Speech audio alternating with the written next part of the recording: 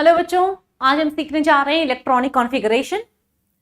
तो इम्पॉर्टेंट तो है ही इलेक्ट्रॉनिक कॉन्फ़िगरेशन लिखना, इतना तो आपको आइडिया होगा ही अब तक। और कुछ रूल्स हैं, कुछ सेट ऑफ रूल्स जिनको हम फॉलो करते हैं इलेक्ट्रॉनिक कॉन्फ़िगरेशन को लिखने के लिए। ठीक है, तो let's start. First rule is Aufbau principle. ठीक है, ये रूल क्या कहता है बच्चों, जो भी ऑर्बिटल कम एनर्जी वाले हैं, जिन ऑर्बिटल्स की एनर्जी कम होती है उनमें इलेक्ट्रॉन को पहले फिल किया जाता है। ठीक है, जिन ऑर्बिटल्स की एनर्जी ज्यादा होती है उनमें इलेक्ट्रॉन को बाद में फिल किया जाता है। Fine, okay. तो orbital with lesser energy is filled before orbital with higher energy। ठीक है, ओके। अब हमें पता कैसे चलेगा ये कि एग्जैक्टली कौन से ऑर्बिटल की एनर्जी ज्यादा है और किस ऑर्बिटल की एनर्जी कम है ना? तो उसके लिए एक रूल होता है, N+L rule. Second is N+L rule. इस रूल के अकॉर्डिंग जिस ऑर्बिटल की N+L की वैल्यू अधिक है उसकी एनर्जी भी ज्यादा होगी, और जिसकी N+L की वैल्यू कम है उसकी एनर्जी भी कम होगी। ठीक है, तो N+L की वैल्यू अगर कम, इट इंप्लाइज एनर्जी भी कम। ये वैल्यू ज्यादा तो एनर्जी भी ज्यादा। लेकिन अगर किसी केस में दो ऑर्बिटल हैं जिनमें N+L की वैल्यू सेम आ रही है, तो उस केस में कौन सी ऑर्बिटल की एनर्जी ज्यादा होगी, किस ऑर्बिटल की एनर्जी कम होगी, ये हम कैसे डिसाइड करेंगे? By looking at value of n। ठीक है, स्मॉल n की वैल्यू से आप डिसाइड कर सकते हो कौन से ऑर्बिटल की एनर्जी ज्यादा है, किस ऑर्बिटल की एनर्जी कम है। ठीक है, तो अगर किसी केस में N+L बराबर आ जाए तो हम n की वैल्यू को देख लेंगे। अगर n की वैल्यू कम है तो एनर्जी भी कम होगी, और जिसमें n की वैल्यू ज्यादा है उनकी एनर्जी भी ज्यादा होगी। ठीक है, तो वैसे तो हम N+L से देखते हैं, N+L सेम रहा तो स्मॉल n से देखेंगे। ओके, अब बच्चों ये दो रूल हैं, तो इलेक्ट्रॉनिक कॉन्फ़िगरेशन को लिखने के लिए ये दो रूल ही काफी होते हैं। ठीक है, तो ऊपर अगर आपको कुछ बेसिक एलिमेंट्स की इलेक्ट्रॉनिक कॉन्फ़िगरेशन लिखनी है तो उनके लिए ये टू रूल्स आर एनफ। और भी कुछ रूल्स हैं जो हमें आने चाहिए थोड़ा और ज्यादा डेप्थ में इलेक्ट्रॉनिक कॉन्फ़िगरेशन को सीखने के लिए। ठीक है, तो चलो स्टार्ट करते हैं। मैं एक सीक्वेंस लिख रही हूं, 1s 2s 2p 3s 3p। बच्चों व्हेन आई राइट 2s और व्हेन आई राइट 2p, इसका मतलब क्या होता है? 2 क्या बता रहा होता है? कौन सा शेल है ना? इसका मतलब ये कौन सा शेल है? Second shell. सेकेंड शेल की ये कौन सी सब शेल है? एस सब शेल। तो 2s का मतलब है सेकेंड शेल का एस सब शेल, है ना? 2p का मतलब है सेकेंड शेल की p सब शेल। ठीक है, और ये जो शेल है ये कौन सी वैल्यू होती है? ये क्या बताता है आपको? n बताता है ना? और सब शेल क्या बताता है बच्चों? ये बताता है l। क्लियर? ओके। मैं एक सीक्वेंस लिख रही हूं, इस सीक्वेंस को कैसे लिखा वो हम जाएंगे आगे डिटेल में।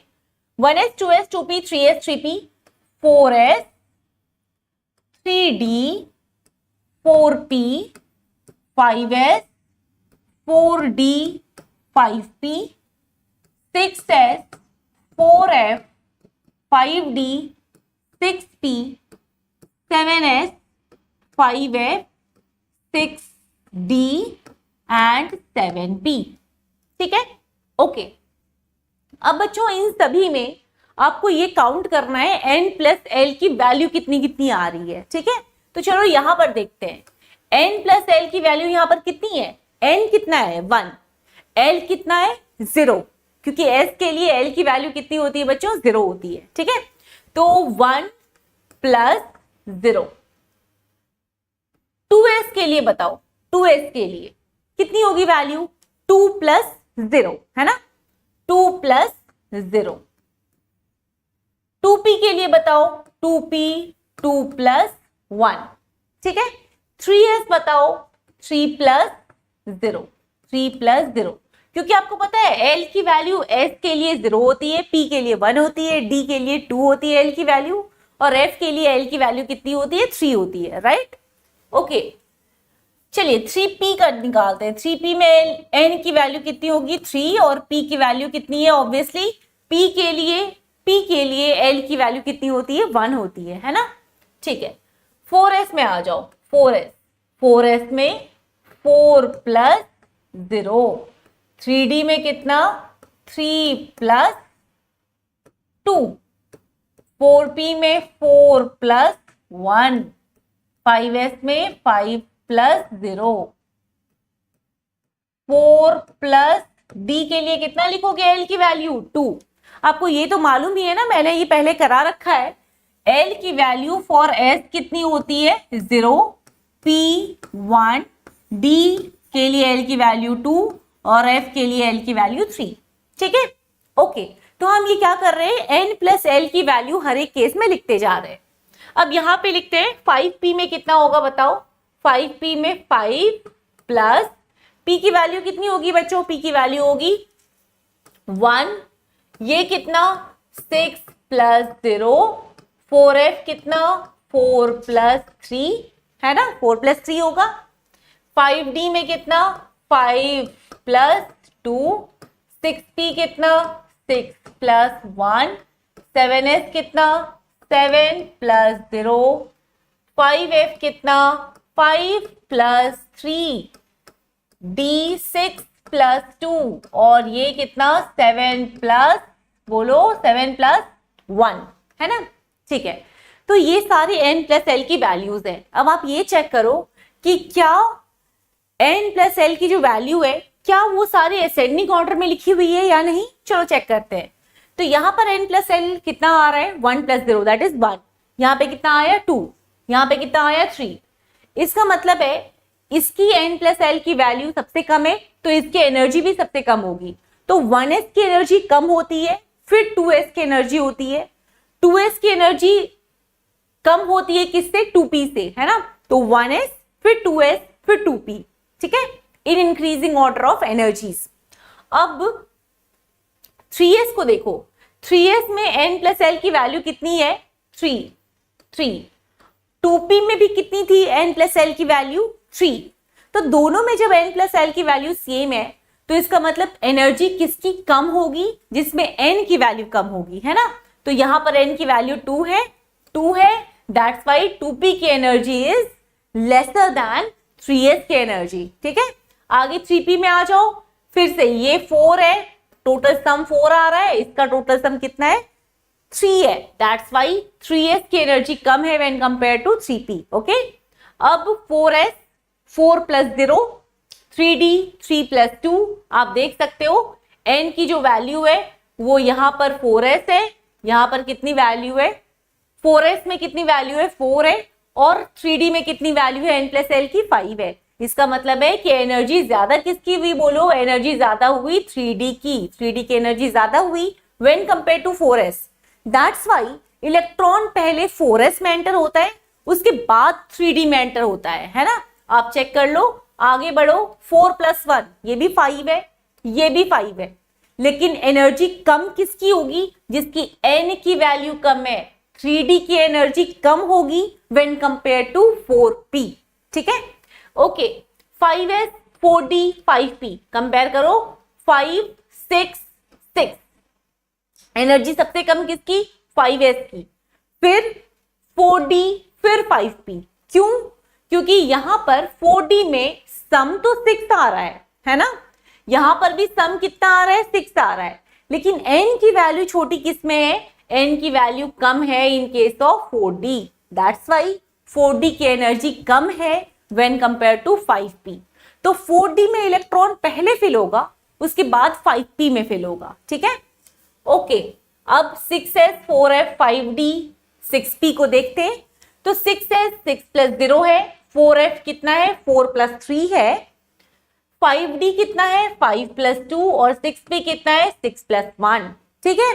तो इनमें कंपेयर करो 6 7 7 एंड 7 अगेन। तो आप देख सकते हो बच्चों, सबसे कम एनर्जी तो ऑब्वियसली 6s की होगी क्योंकि उसमें सम कितना आ रहा है 6 आ रहा है, लेकिन उसके बाद के जो तीनों है ना, इन तीनों का सम कितना आ रहा है 7 7 आ रहा है। तो जब सम बराबर आए, n प्लस एल की वैल्यू सेम हो, तो बार बार मैंने रिपीट कर दिया है n की वैल्यू को देखकर हम डिसाइड करेंगे, है ना। तो n की वैल्यू आप देखो, यहाँ पर n कितना 4, यहाँ पर n कितना 5 और यहाँ पर n कितना है 6 है। इसका मतलब है जिसकी n की वैल्यू कम उसकी एनर्जी भी कम, ठीक है। तो हमने ऑर्डर को इस तरह से डिसाइड किया है। आगे बढ़ो, 7s में आ जाओ। 7 प्लस 0 7, 5f कितना 8, 6d कितना 8 और 7p कितना 8। तो अब आप देख सकते हो n प्लस एल की वैल्यू 1 2 3 में सेम सेम है। इसका मतलब है जिसमें n की वैल्यू कम होगी उसकी ही एनर्जी कम होगी, इलेक्ट्रॉन पहले उसमें ही फिल्ड होंगे। तो प्लीज एक बार इस पूरे जो ऑर्बिटल की सीक्वेंस लिखी हुई है उसको रीड करो और ये सीक्वेंस धीरे धीरे आपको याद हो जाना चाहिए, ठीक है। 1s है, फिर 2s है, फिर 2p है, फिर 3s 3p 4s, लेकिन 4s के बाद 4p नहीं आया। कौन आया 4s के बाद? 3d आया, है ना, ठीक है। फिर आ जाओ 5s में, 5s के बाद 5p नहीं आया, बीच में कौन आया 4d आया, ठीक है। 5s 4d 5p। फिर 6s में आ जाते हैं, 6s 4f 5d और फिर 6p, है ना। 6s 4f 5d और 6p। 7 में आ जाओ तो 7s 5f 6d और 7p, ठीक है। ओके, तो ये सीक्वेंस आपको आनी चाहिए। इसी सीक्वेंस के अकॉर्डिंग इलेक्ट्रॉन की फिलिंग होती है, बिकॉज एनर्जी की इंक्रीजिंग ऑर्डर यही है ना। तो इलेक्ट्रॉन को जब आप फिल करोगे तो इसी सीक्वेंस में फिल करोगे इन ऑर्बिटल्स। अब हम 1s एक बार उसको दोबारा से लिख लेते हैं। 1s 2s 2p 3s 3p 4s 3d 4p 5s 4d 5p 6s 4f 5d 6p 7s 5f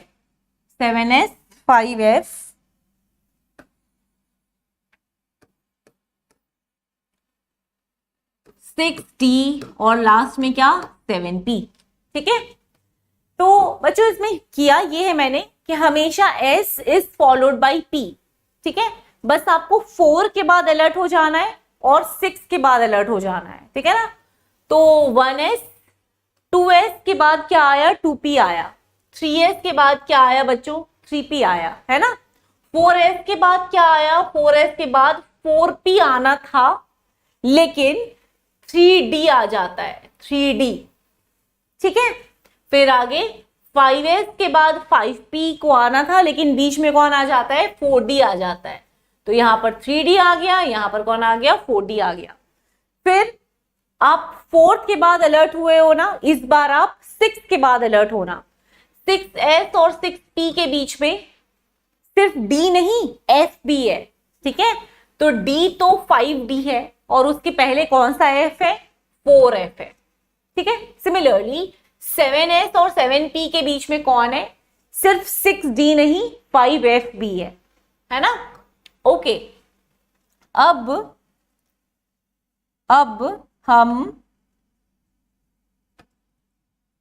हम क्या करेंगे, ये इस कंप्लीट सीरीज ऑफ ऑर्बिटल्स को तो याद कर ही लेंगे, है ना।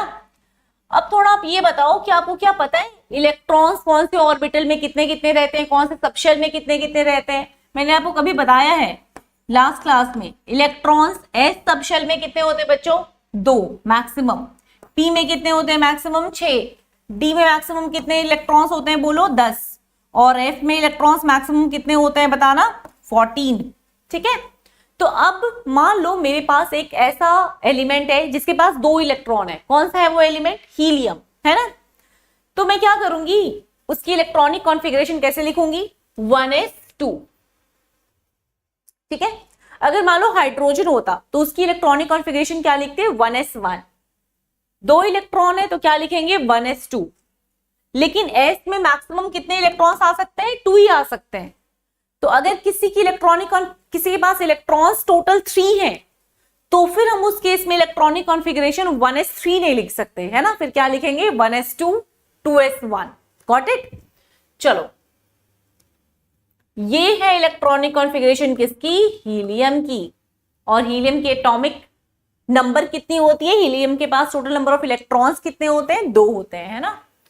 ठीक है, 2 इलेक्ट्रॉन्स होते हैं हीलियम के पास टोटल। अब 2s में मैक्सिमम कितना इलेक्ट्रॉन होगा? 2।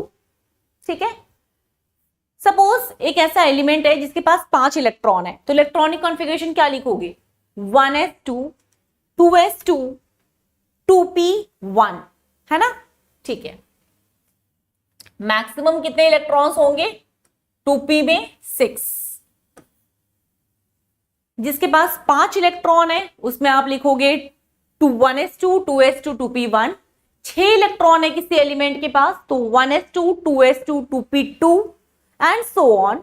इस तरह से करके मैक्सिमम कितने इलेक्ट्रॉन्स आ सकते हैं? p में 6 इलेक्ट्रॉन्स आ सकते हैं। ठीक है, तो अब आप ये बताओ कि एक ऐसा एलिमेंट जिसकी electronic configuration 1s2 2s2 2p6 है, उसके पास टोटल इलेक्ट्रॉन्स कितने हुए?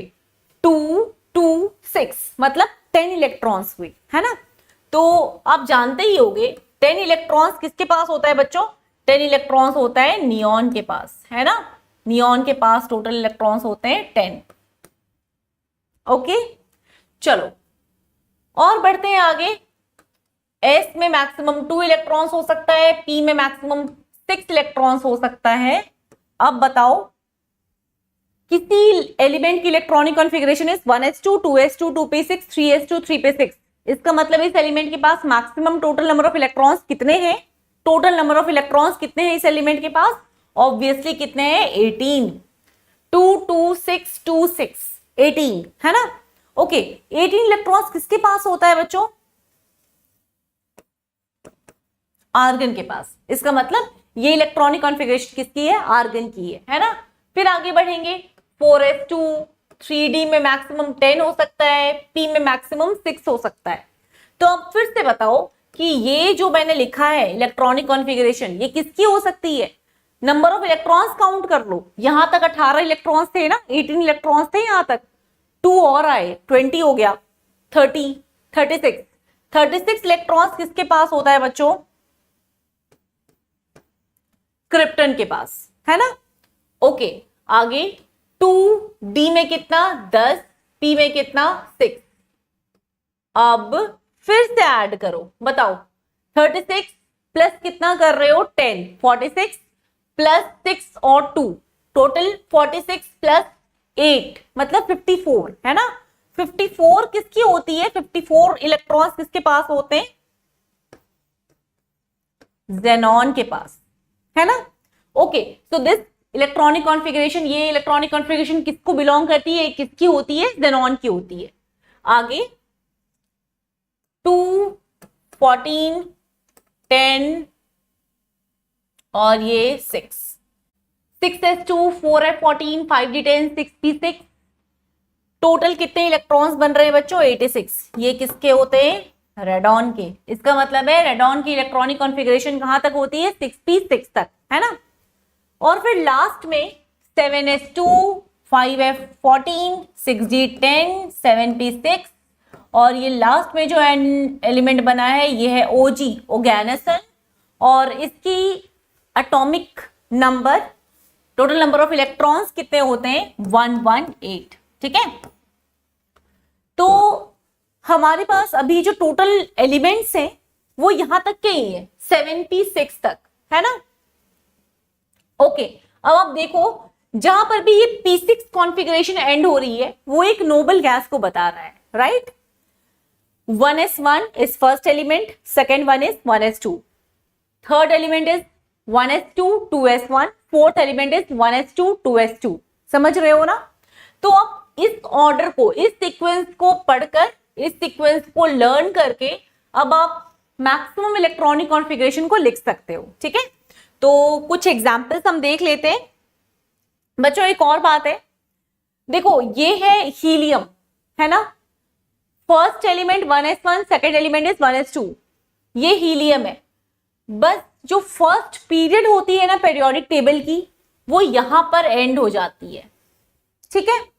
उसके बाद सेकेंड पीरियड आता है पीरियोडिक टेबल का, वो कहां से कहां तक चलता है, 2s1, फिर 2s2, फिर 2s2, 2p1, फिर 2p2, फिर नेक्स्ट एलिमेंट आएगा 2p3 वाला, फिर 2p4 वाला, फिर 2p5, 2p6। ओवरऑल जब यहां पर ये टोटल मिलाकर कितने एलिमेंट्स आ गए इसके अंदर, 8 एलिमेंट्स आ गए। तो ये सारे जब 8 एलिमेंट्स आ जाते हैं ना, तो फिर टोटल बन जाता है सेकेंड पीरियड। इसका मतलब सेकेंड पीरियड कहां पर एंड करेगा, सेकेंड पीरियड यहां पर एंड करेगा, ठीक है। तो हीलियम पे फर्स्ट पीरियड एंड करता है, नियॉन पे सेकेंड पीरियड एंड करता है, आर्गन पे कौन सा पीरियड एंड करता है बच्चों, थर्ड पीरियड, है ना। आर्गन पे थर्ड पीरियड एंड करता है, फोर्थ पीरियड एंड करता है क्रिप्टॉन पे, राइट। फोर्थ यहां पर एंड करेगा, फिफ्थ जेनॉन पे एंड करता है, फिफ्थ पीरियड यहां पर एंड हो जाएगा। तो जितने भी एलिमेंट्स हैं एक एक इलेक्ट्रॉन बढ़ाते जाओगे, एक एक एलिमेंट बढ़ता जाएगा, ठीक है। सिक्स्थ पीरियड यहां पर एंड हो जाएगा 6p6 में। सिक्स्थ पीरियड के लास्ट एलिमेंट कौन सा है, रेडॉन। और सेवेंथ पीरियड कहां पर एंड हो जाएगा, ओजी में, ठीक है। सेवेंथ पीरियड यहां पर एंड हो जाएगा। हमारे पास जितने भी एलिमेंट्स हैं टिल सेवेंथ पीरियड, उन सभी की इलेक्ट्रॉनिक कॉन्फ़िगरेशन इन्हीं में से अंदर में है, ठीक है। ओके, अब लेट कुछ एग्जाम्पल देख लेते हैं। जैसे कि ये हाइड्रोजन है, हाइड्रोजन के पास एक इलेक्ट्रॉन होते हैं, इलेक्ट्रॉनिक कॉन्फ़िगरेशन क्या होगी, 1s1। फिर ये हीलियम है, 2 इलेक्ट्रॉन होता है, इलेक्ट्रॉनिक कॉन्फ़िगरेशन क्या होगी, 1s2। फिर आ जाते हैं लिथियम, बेरिलियम,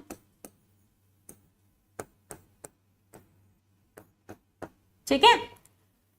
3 इलेक्ट्रॉन होता है लिथियम के पास, बेरिलियम के पास 4, बोरोन के पास 5, कार्बन के पास 6, नाइट्रोजन 7, ऑक्सीजन 8, फ्लोरीन 9, ठीक है। इनकी इलेक्ट्रॉनिक कॉन्फ़िगरेशन लिख लेते हैं।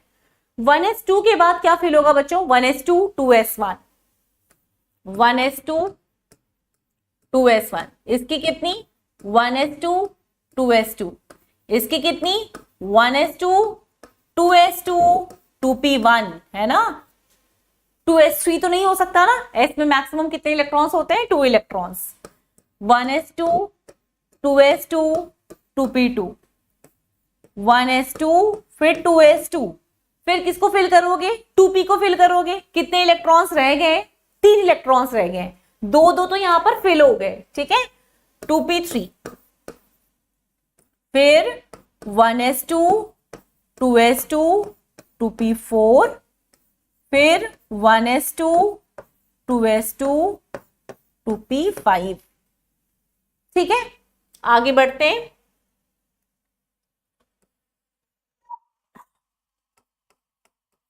नियॉन के पास टोटल होते हैं 10 electron, 1s2 2s2 2p6, okay.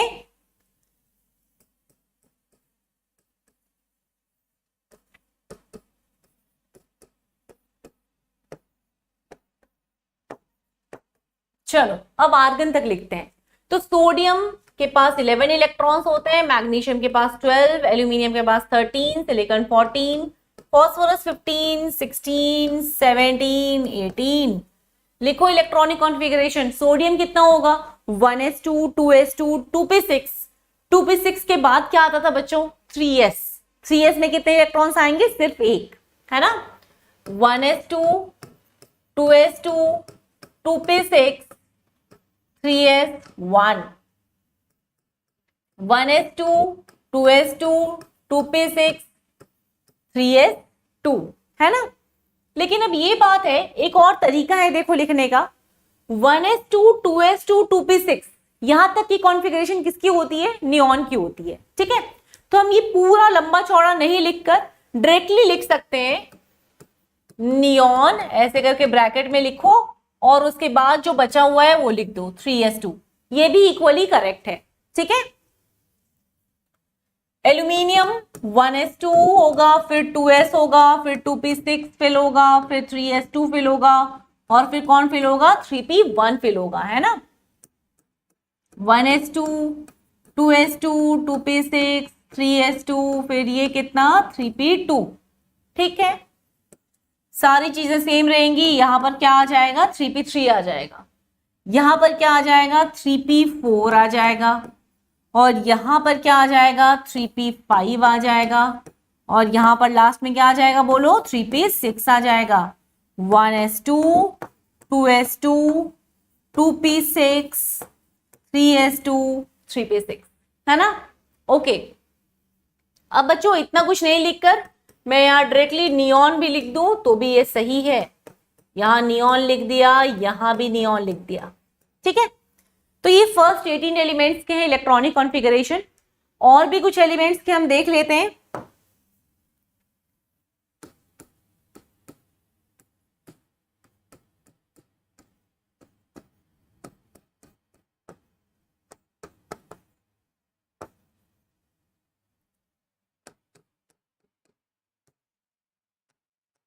चलो, पोटेशियम 19 है ना, पोटेशियम की नंबर कितनी है 19।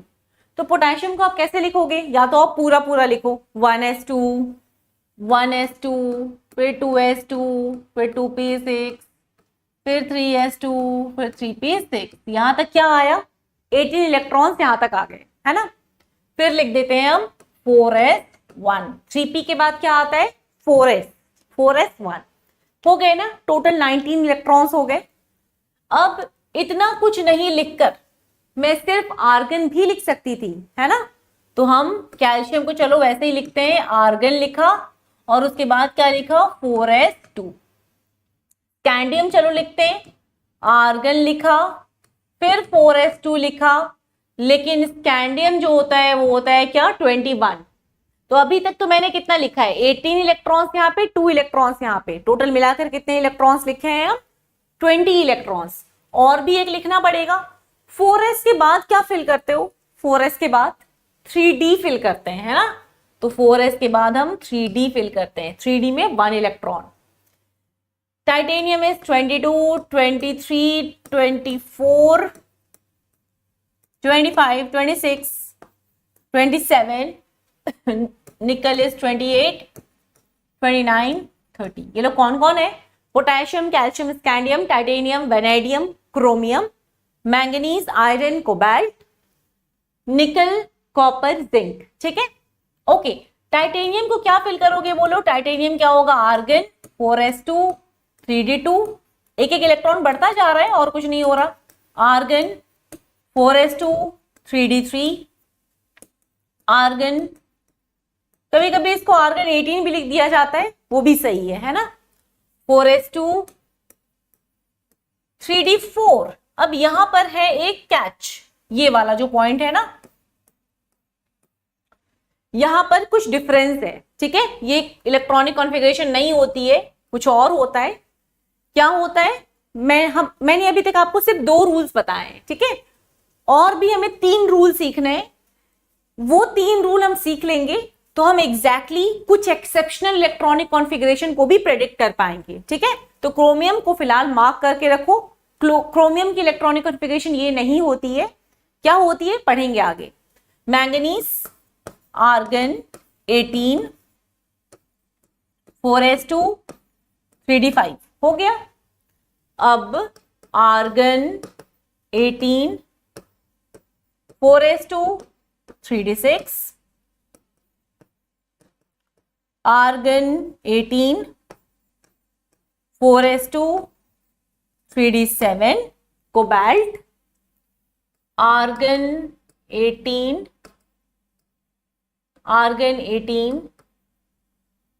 4s2 3d8, कॉपर का भी बाद में पढ़ना है, और जिंक है आर्गन 18, 4s2 3d10।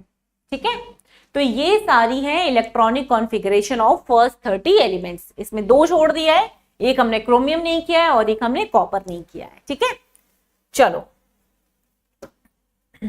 अब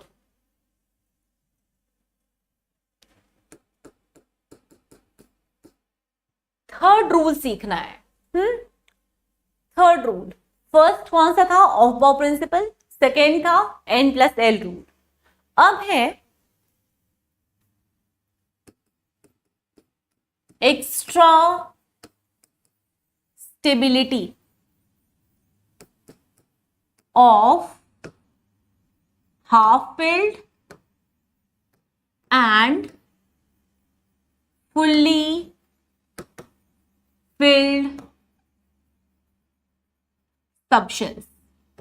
इसका ये मतलब है कि जैसे सपोज हम एक सबशेल की बात कर रहे हैं, हम डी सबशेल की बात कर रहे हैं। डी सबशेल में मैक्सिमम कितने इलेक्ट्रॉन्स हो सकते हैं? 10 इलेक्ट्रॉन्स हो सकते हैं, है ना। तो ये कहना है इस प्रिंसिपल का कि डी में अगर 10 इलेक्ट्रॉन है फिर तो वो बहुत स्टेबल है। ठीक है, अगर डी में 5 इलेक्ट्रॉन है तो भी वो स्टेबल होगा। तो D is half filled when it has got 5 electrons, और डी कंप्लीटली फिल्ड है जब उसके पास 10 इलेक्ट्रॉन है। इन दोनों केसेस में उसकी स्टेबिलिटी बहुत ज्यादा होगी। ठीक है, example, fully filled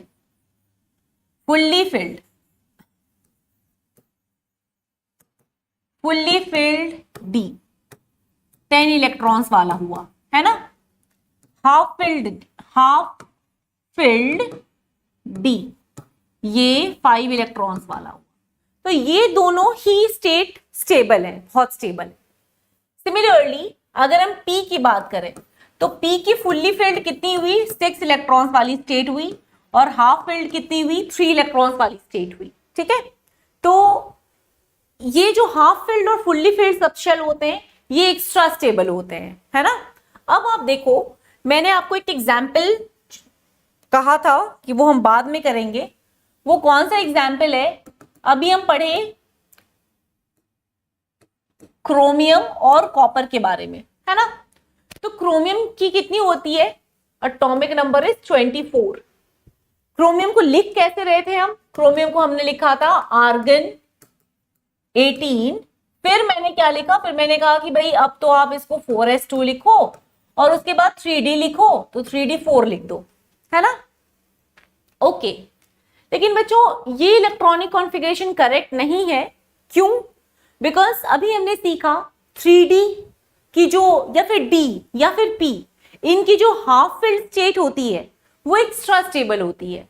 that's why क्या होता है, यहां से एक इलेक्ट्रॉन यहां पर आ जाता है, तो इलेक्ट्रॉनिक कॉन्फ़िगरेशन जो मोस्ट स्टेबल इलेक्ट्रॉनिक कॉन्फ़िगरेशन है वो क्या बन जाती है? Argon 18, 4s1 3d5। ये होती है इलेक्ट्रॉनिक कॉन्फ़िगरेशन ऑफ क्रोमियम। ठीक है, ओके। अब कॉपर के पास आ जाते हैं। तो कॉपर कितना होता है? 29 होता है। कॉपर को भी हम कैसे लिखेंगे? Argon 18, 4s2 3d9। लेकिन ये भी सही नहीं होगा। क्या होता है? एक इलेक्ट्रॉन s से d में आ जाता है और उसके बाद कॉन्फ़िगरेशन क्या बन जाती है बच्चों? Argon 18, 4s1 3d10। ये होती है कॉन्फ़िगरेशन ऑफ कॉपर। ठीक है, क्योंकि fully filled state is more stable, है ना। ओके, अब हम फोर्थ रूल में आ जाते हैं। तो fourth rule is hunts rule of maximum multiplicity.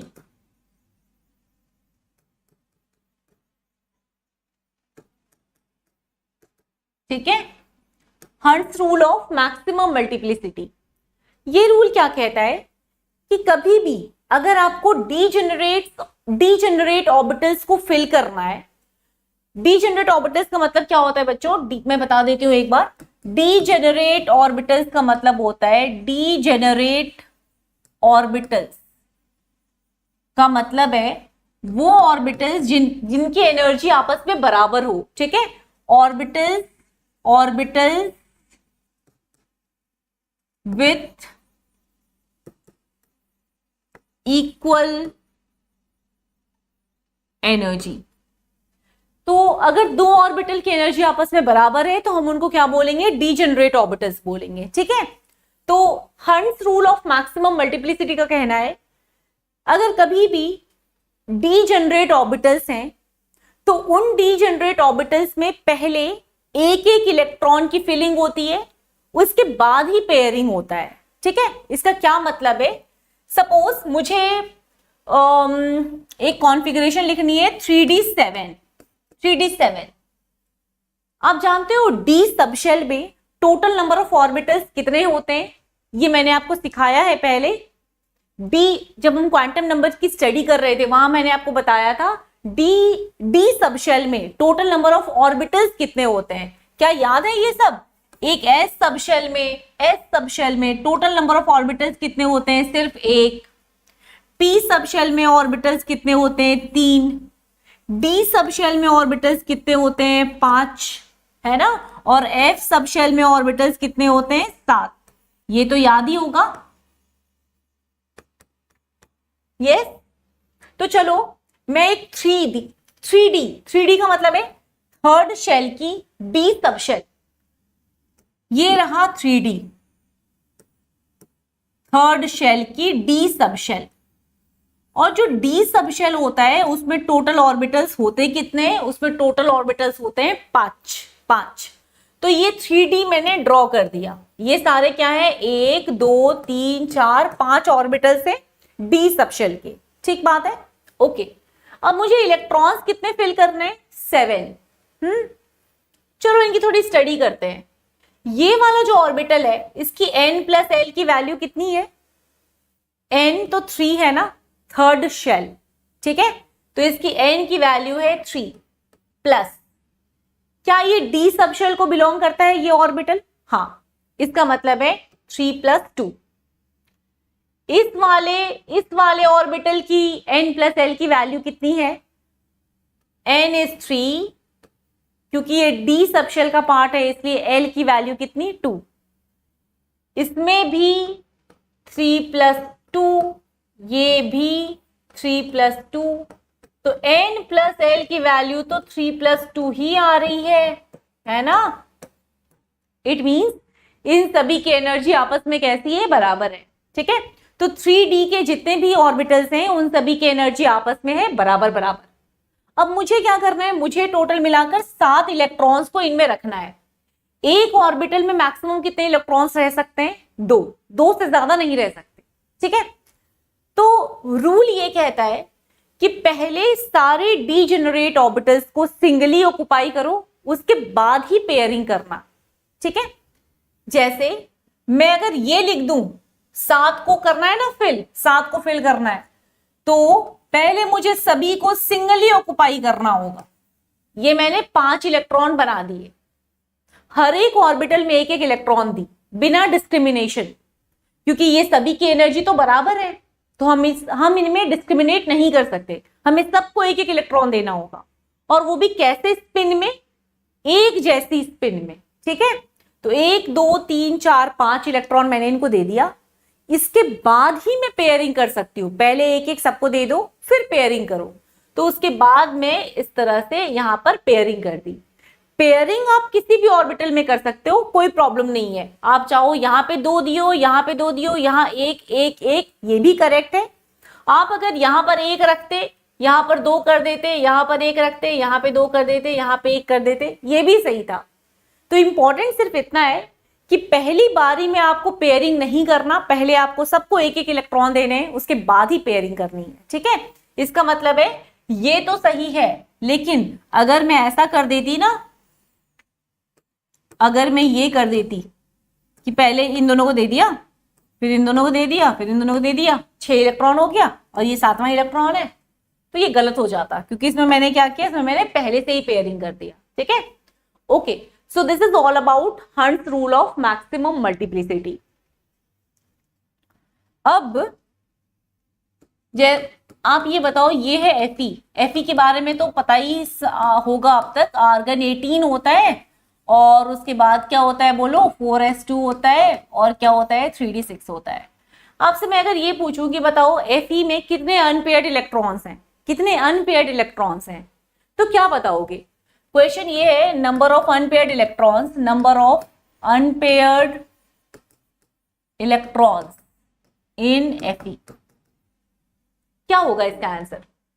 बच्चों आपको पता है ये आर्गन की बात है ना, तो आर्गन तक तो सब कुछ पेयर्ड है, उसके बाद आता है 4s और फिर आता है 3d6। चलो एक एक करके देखते हैं।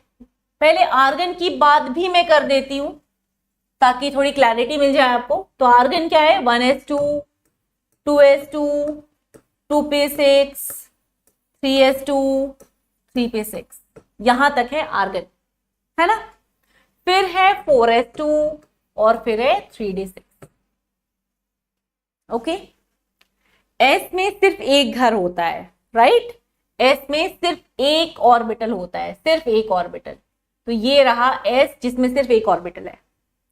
इसमें भी सिर्फ एक ऑर्बिटल होता है, s में तो एक ही ऑर्बिटल है ना।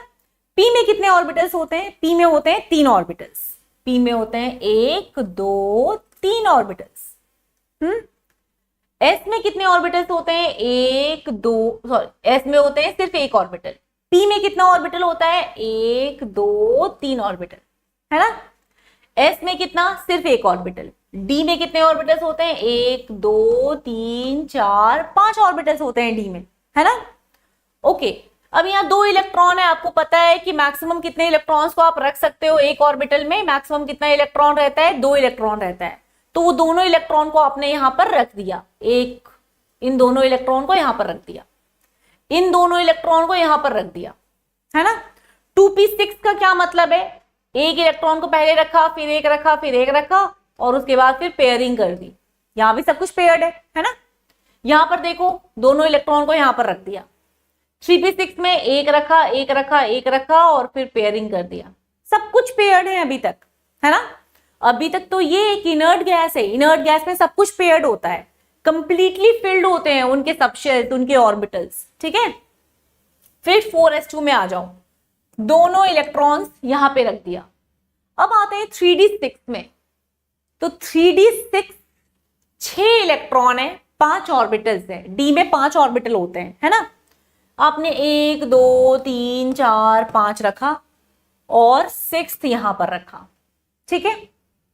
यही करोगे ना, ये करोगे तो सही होगा। अगर आप ऐसा कर दोगे 1 2 3 4 5 है, 6 इलेक्ट्रॉन रखना है, 2 यहां पे, 2 यहां पे, 2 यहां पे, फिर तो ये गलत हो जाएगा, है ना। तो हंस रूल ऑफ मैक्सिमम मल्टीप्लिसिटी से हमें ये समझ में आता है कि एग्जैक्टली कितने नंबर ऑफ अनपेयर्ड इलेक्ट्रॉन्स हैं किसी भी एटम में या किसी भी आयन में, है ना। तो Fe में अगर अनपेयर्ड इलेक्ट्रॉन्स पूछे जाएंगे तो कितना बताओगे? 1 2 3 4, 4, ठीक है। तो इसका आंसर हमें मिलता है हंस रूल ऑफ मैक्सिमम मल्टीप्लिसिटी से। ओके, अब लास्ट प्रिंसिपल है Pauli's exclusion principle. Pauli's exclusion principle. बच्चों इस प्रिंसिपल का कहना है कि किसी भी एक एलिमेंट में कोई सी भी 2 इलेक्ट्रॉन के all 4 sets of quantum numbers same नहीं हो सकते, ठीक है। किसी भी एलिमेंट में 2 इलेक्ट्रॉन के ऑल 4 क्वांटम नंबर्स सेम नहीं हो सकते, ठीक है। से फॉर एग्जाम्पल मैं एक बात कर रही हूं, मान लो मैं आयरन की बात कर रही हूं, Fe की बात कर रही हूं। Fe में मैंने क्या देखा? 3d6 जो था, 3d6, ये Fe की बात हो रही है, Fe को उठा लिया है। Fe में 3d6 है ना। इलेक्ट्रॉन्स बनाते हैं, चलो 1 2 3 4 5 और फिर पेयरिंग कर दिया। ये जो पेयरिंग आपकी हो ना, ये आप किसी भी ऑर्बिटल में कर सकते हो, ठीक है। अब मैं चाहती हूं कि आप इन दोनों इलेक्ट्रॉन की स्टडी करो। चलो, तो आप इनका मुझे N, L, M ये सारी वैल्यूज बताओ। ये है किसके? ये 3D थर्ड शेल के D सब शेल के ऑर्बिटल्स हैं। लेट्स सपोज ये वाला जो ऑर्बिटल है इसका नाम है 3DZ²। यही तो होगा, DZ² होगा, DX² - Y² होगा, DXY होगा, DYZ होगा और DXZ होगा। मान लेते हैं ये जो है पहला वाला वो DZ² है, ठीक है। इन दोनों इलेक्ट्रॉन का आप मुझे बताओ N, L, M और S की वैल्यू। N की वैल्यू कितनी होगी? क्योंकि ये थर्ड शेल को बिलोंग कर रहे हैं, इसलिए ये वाला इलेक्ट्रॉन की भी N की वैल्यू 3 और इस वाले इलेक्ट्रॉन की भी N की वैल्यू कितनी? 3 ही होगी। L कितना होगा? क्योंकि D सब शेल को बिलोंग कर रहा है ना, तो L की वैल्यू तो होगी 2 और 2। M कितना होगा? क्योंकि DZ² है, दैट्स वाई M कितना होगा? 0 और 0। बताया था आपको DZ² की न्यूमेरिकल नोटेशन क्या होती है? 0। M = 0, है ना? ओके, अब देखो ये दोनों इलेक्ट्रॉन का ये वाला ये तीनों तो quantum number same to same मिल गए। तो अब क्या करें?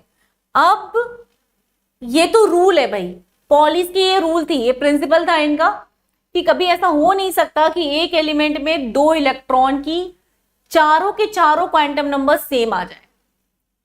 तो इसका मतलब है अब हमें थोड़ा कहीं चेंज करना पड़ेगा। चेंज कहां करेंगे?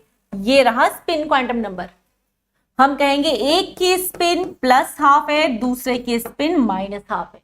कोई सी भी एक की स्पिन +½ है और दूसरे की -½ है। अब हो गया ना? अब तो एक क्वांटम नंबर तो एटलीस्ट अलग अलग आ गया इन दोनों इलेक्ट्रॉन्स में, ठीक है। तो पॉली के प्रिंसिपल को मैं थोड़ा सिंप्लीफाई करके ये भी बोल सकती हूं कि एक ऑर्बिटल में मैक्सिमम कितने इलेक्ट्रॉन्स रह सकते हैं? 2 इलेक्ट्रॉन्स रह सकते हैं, लेकिन इन अपोजिट स्पिन, ठीक है।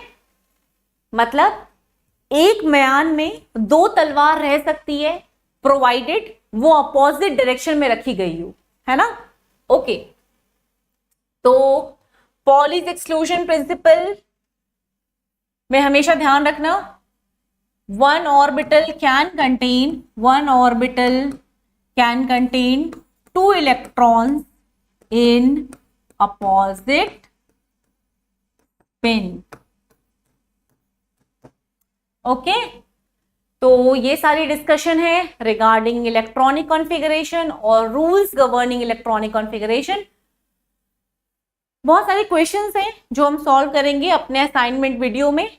तो keep watching, keep studying, bye, thank you.